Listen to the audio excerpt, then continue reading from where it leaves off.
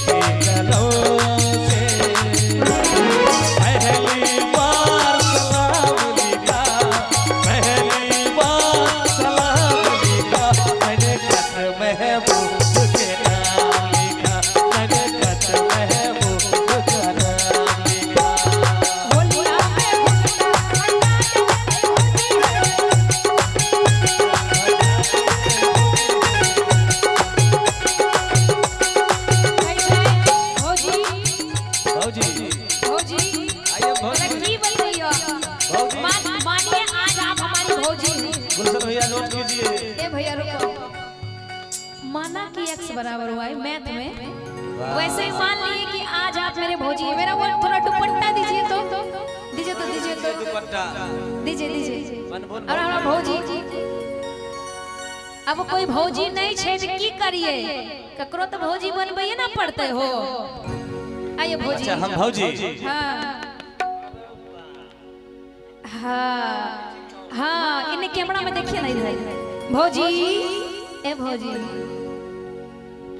बाप रे बाप, भौजी ये ठीक कतल है। करे छे। हाँ एकदम मस्त, ई मस्त छ भौजी। कहाँ से किन लो ई? होलिया में किन लो की? ये गुलशन भैया लेखन बेगूसराय बाजार से। अच्छा भौजी, हाँ कि हमरो देवरा हमारी रंग रसिया